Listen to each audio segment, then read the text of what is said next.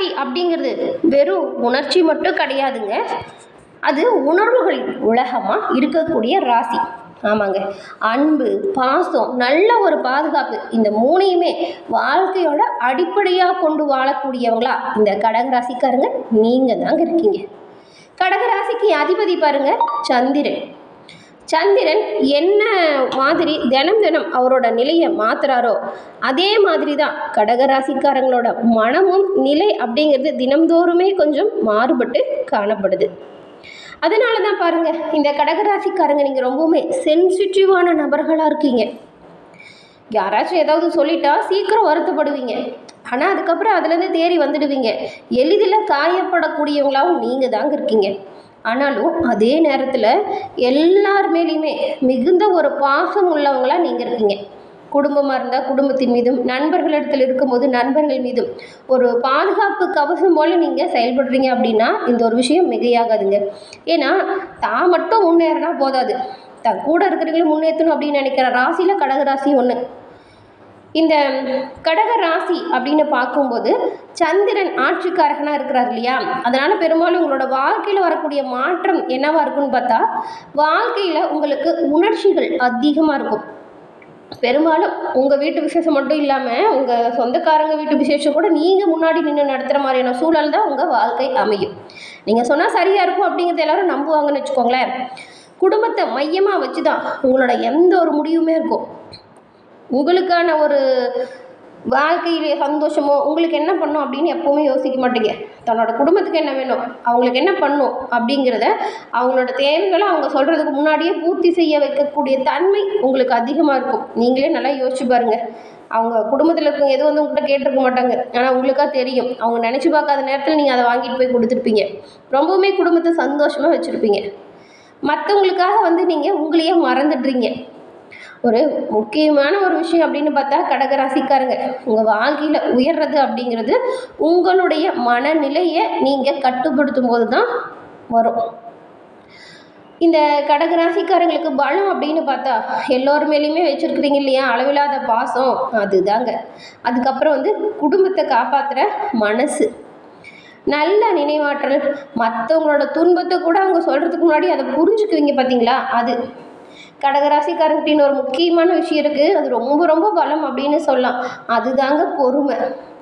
ஒரு கடகராசியில் பெண் இல்லது ஆண் குடும்பத்தில் இருக்கீங்க அப்படின்னு வச்சுக்கோங்களேன், குடும்பத்தில் பிரச்சனை வந்தால் முதல்ல ஓடி போய் அதை சரி செய்கிறவங்க நீங்களாக தான் இருப்பீங்க. குடும்பத்தில் இருக்கிறவங்களுக்கு ஏதாவது பயம் பதட்டம் வந்தால் கூட நான் இருக்கிறேன் அப்படின்னு சொல்லி அவங்களுக்கான ஊக்கத்தை கொடுக்குறவங்களா நீங்கள் இருக்கீங்க. இந்த பலம் அப்படின்னு பார்க்கும்போது பலவீனம் என்ன அப்படின்னு தெரிஞ்சுக்கணும்ல. பலவீனம் இந்த கடகத்துக்கு என்ன அப்படின்னு பார்த்தா அதிகமாக உணர்ச்சி வசப்பட்டு நிறைய சிக்கலில் மாட்டிக்கிறீங்க.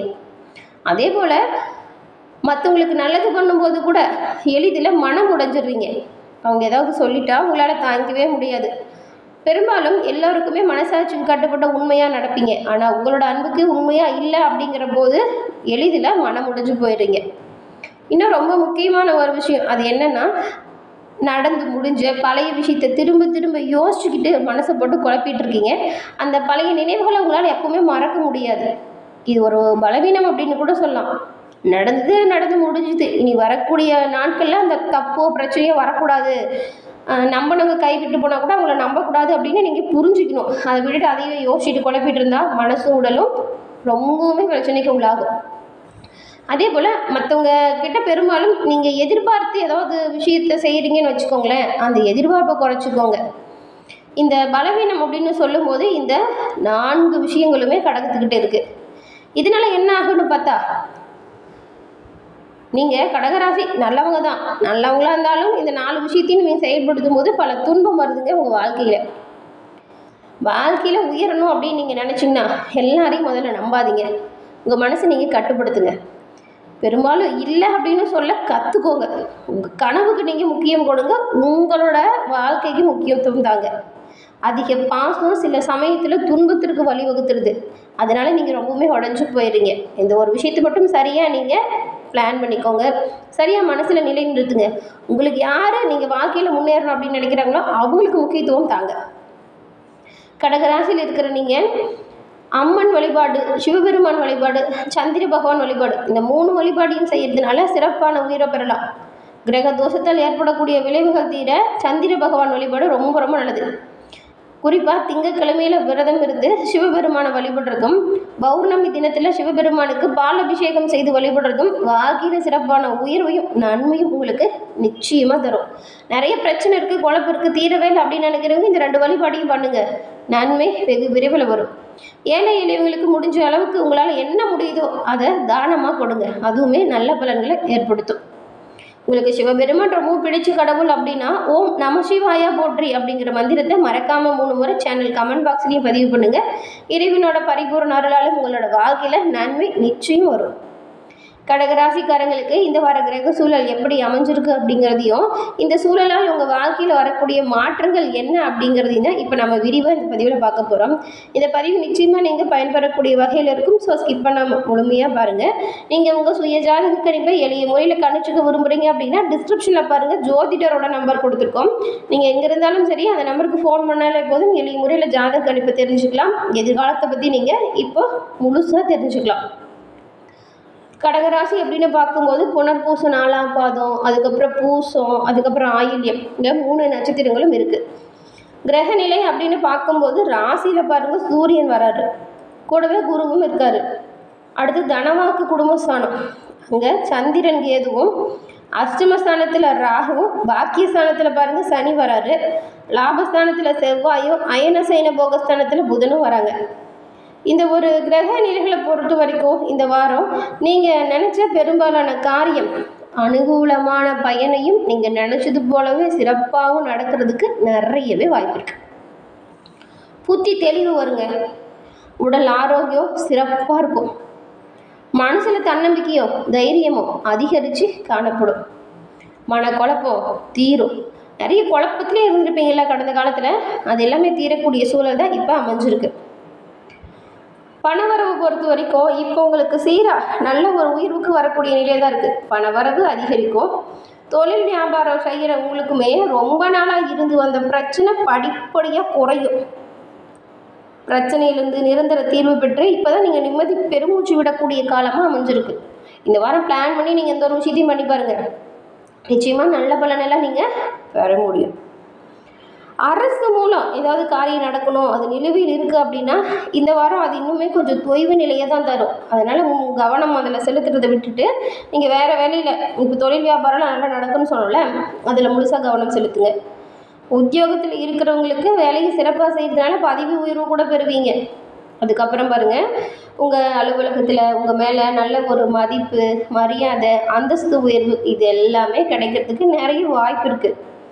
எதையுமே செஞ்சு முடிக்கக்கூடிய அளவுக்கு தைரியம், தன்னம்பிக்கை, ஏன் சாமர்த்தியம் கூட இந்த வாரம் உங்களுக்கு அதிகமாக தான் இருக்கும். அதனால தான் திரும்ப திரும்ப சொல்கிறோம், பணவரவு சீராக பெறணும் அப்படின்னா நீங்கள் பிளான் பண்ணி அந்த ஒரு விஷயத்தையும் பொறுமையாக கரெக்டாக பண்ணணும். குடும்பத்தில் பொறுத்த வரைக்கும் மகிழ்ச்சி நிறைந்த காலம் இது. மகிழ்ச்சியான கொண்டாட்டம் வரும்.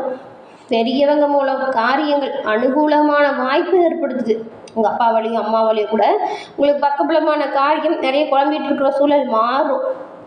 கணவன் மனைவிக்கிடையே இருந்த பிரச்சனை, சண்டை, சச்சரவு விலகுது. உங்களுக்குள்ள நல்ல ஒரு நெருக்கம் வரும். உங்கள் பிள்ளைங்க மூலம் கூட நல்ல சந்தோஷம் வருங்க. இதுக்கு முன்னாடி உங்கள் பேச்சு கேட்காத பிள்ளைங்க இப்போ உங்கள் பேச்சு கேட்டு நடப்பாங்கன்னு பாருங்களேன். நீங்களே உங்களை ஆச்சரியப்பட்டு தான் பார்க்க போகிறீங்க. ஏதாவது டூர் போகக்கூடிய வாய்ப்பு கூட இருக்குது. ஆன்மீக தலங்கள் செல்கிறதுக்கு வாய்ப்பு இருக்குது. இந்த மாதிரி வாய்ப்பு கிடைக்கும் போது குலதெய்வ வழிபாடை மறக்காமல் செஞ்சுருங்க. அதுவும் இந்த மாதம் நீங்கள் குலதெய்வ வழிபாடு செய்கிறது ரொம்ப ரொம்ப சிறப்புங்க. காரியங்கள் அனுகூலமாக நடக்கிறதுனால உங்களுக்கு மனசுமே சந்தோஷமாக இருக்கும். மனசில் புதுசாக இதனால் தைரியமும் வரும். கலைத்துறையில் இருக்கிற நீங்கள் புதிய ஒப்பந்தங்கள் கிடைக்க இது வரைக்கும் பட்ட சிரமத்திலிருந்து விடுபட்டு புதிய ஒப்பந்தத்தை சீராக பெறுவீங்க. வேலைப்பளு குறைஞ்சி காணப்படும். ரொம்பவுமே கஷ்டப்பட்டு வேலை பண்ணவங்களுக்கு அதுலேருந்து விடுபட்டு வேலையை ரொம்ப ஈஸியாக சுலபமாக செய்யக்கூடிய சூழல் இந்த வாரம் உருவாகியிருக்கு. ஆனால் வேலை விஷயமா நீங்கள் இந்த வாரம் வீட்டை விட்டு வெளியில் தங்குற மாதிரியான சூழலும் வரும். பண வரவு நல்லா இருக்கும்போது செலவுமே கொஞ்சம் வரும். அதனால் செலவு பண்ணும்போது பார்த்து கவனமாக பண்ணுங்கள். அரசியல் துறையில் இருக்கிறவங்களுக்கு வேணால் நடக்கிற காரியம் அனுகூலமான பயனை தரும். மனக்கவலை நீங்கும், நிம்மதி வரும். உங்கள் வாழ்க்கையில் இப்போ முன்னேற்றம் வரும்னு வச்சுக்கோங்களேன். நீங்கள் இந்த வாரம் முழு மூச்சோடு செயல்பட்டால் பொருள் வரவை கண்டிப்பாக அதிகரிக்க முடியும். வாகனம் பூமி மூலம் லாபம் வரும்.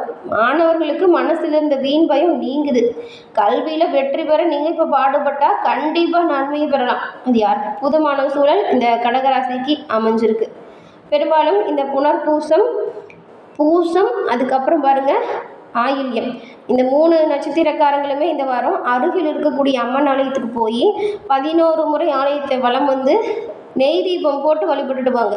வாழ்க்கையில் வரக்கூடிய பிரச்சனைகள் தீரும், குடும்பத்தில் மகிழ்ச்சி உண்டாகும். ரொம்ப நாளாக தீர்க்கவே முடியாது அப்படின்னு நினச்சிருந்த குழப்பங்களும் உங்களை விட்டு நீங்கும். அம்மனின் அருளால் நல்லது நடக்கும். இது ஒரு வழிபாடை மறக்காமல் 3 நட்சத்திரக்காரங்களும் பண்ணுங்கள். நன்மைகளை விரைவில் பெறுவீங்க. என்ன நேயர்களே, இந்த பதிவை நீங்கள் பயன்பெறும் வகையில் அமைஞ்சிருக்குன்னு நினைக்கிறோம். பதிவு பிடிச்சிருந்தால் லைக் பண்ணி நண்பர்களுக்கும் ஷேர் பண்ணுங்கள். நீங்கள் மறக்காமல் சப்ஸ்கிரைப் பண்ணி வச்சு கூட வர பெல் ஐக்கானை கிளிக் பண்ணி வச்சு பாருங்கள். தொடர்ந்து பார்த்தமைக்கு நன்றி நேயர்களே.